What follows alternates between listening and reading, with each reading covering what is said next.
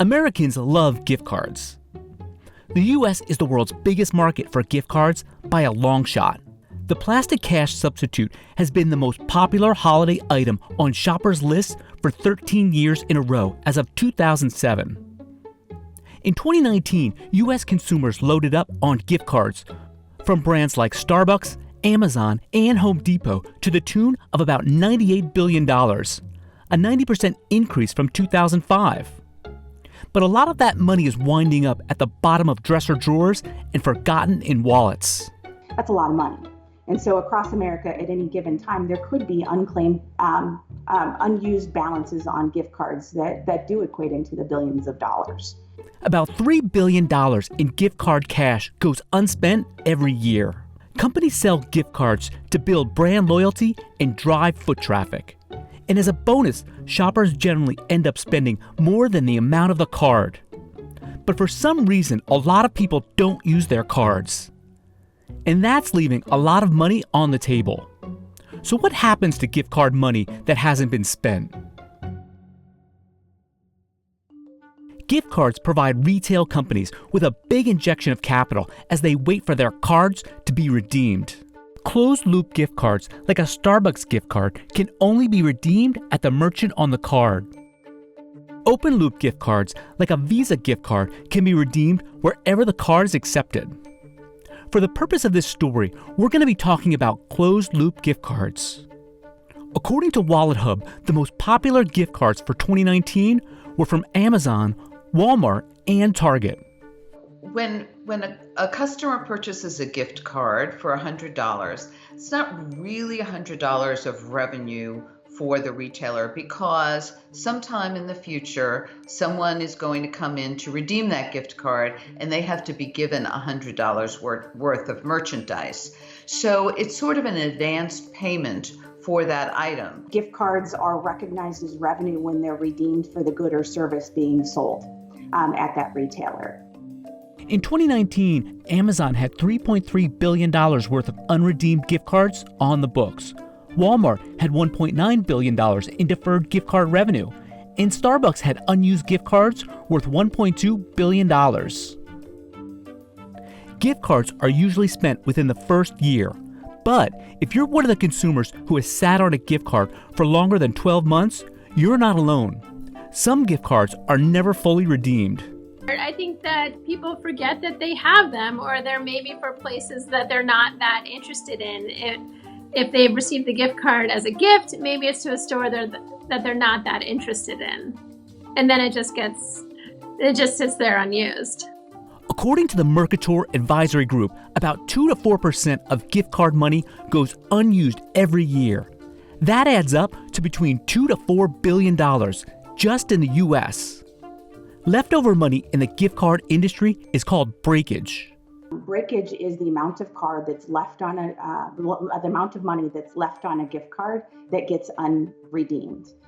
Breakage is what happens to the dollars that are left over on a gift card after a certain period of time has lapsed. Typically, that's 5 years from the date of purchase and or 5 years from the date of last use. Companies use a complex set of guidelines set by the Federal Accounting Standards Board, including looking at historical trends to determine what amount of breakage a company can claim as revenue. But basically, experts say if a store like Home Depot sells $1,000 worth of gift cards and a customer redeems $900 worth of the merchandise, after a certain amount of time, the store can claim a portion of the remaining money as breakage revenue. In 2019, Starbucks had breakage revenue of over $140 million. Department store Nordstrom had breakage income of $17 million, and the Cheesecake Factory had breakage revenue of $8 million. While unspent money on gift cards is an easy win for retailers, before a company can claim that money as their own, in some states, retailers have a legal obligation to return it to the buyer. But in general, companies don't keep track of who purchases a gift card off of a rack at a retail store. If you buy your gift card online and have it sent to you, they now know who it belongs to. So they have to first try and give the money back to the owner. So if you go in and buy it anonymously off the shelf, they don't know who bought that. Gift card holders have other rights too, A 2009 federal consumer protection law stipulated that most gift cards cannot expire within 5 years from the date they were activated and placed limits on inactivity fees. Once that threshold is met, all that unspent gift card money doesn't always go right back to the retailer. Some of that cash can actually be diverted to some state governments. One would think it would all go to the retailer, but it doesn't. Portions of that, in fact, a large portion of that will go back to the state that the company is incorporated in. Several states, including New York and Delaware, view unspent gift cards as unclaimed property and could claim a portion of those funds. In 2019, New York State collected over $13 million in unused gift cards.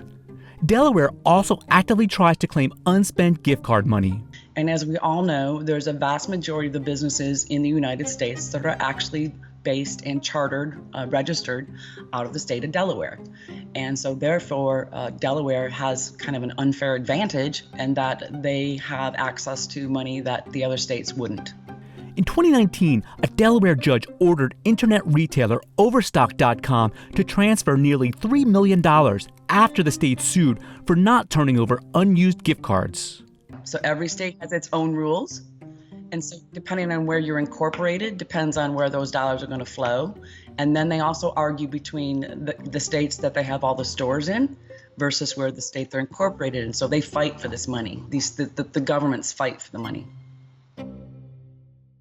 While retailers and state governments claim a significant portion of unspent gift card money, American shoppers are sitting on billions more in unredeemed gift cards and store credits. That is welcome news for cash-strapped retailers. So even before this pandemic, Americans were sitting on roughly $21 billion in unused gift cards. That's been a huge amount of untapped funds. With many retailers reeling from the effects of the coronavirus pandemic shutdown and tens of millions unemployed, some analysts think American consumers might start digging through their wallets looking for those unspent gift cards. So we're seeing an uptick in gift cards for streaming and food delivery and gaming and a lot even for small businesses that people want to support. Sure, we're definitely seeing a growth in online commerce as it relates to gift cards. COVID has driven folks to be purchasing digital cards online to gift to those that are homebound. And for consumers who prefer having cash on hand instead of shopping, online sites like Cardpool and Raise sell unwanted gift cards. The resale value generally ranges from 70 to over 90%, depending on the popularity of the card. So if we think about the current times when so many retailers and restaurants are struggling for liquidity, when people purchase gift cards, they're giving them this cash in advance, which is helpful. They're getting that access to capital earlier, and that's the name of the game right now.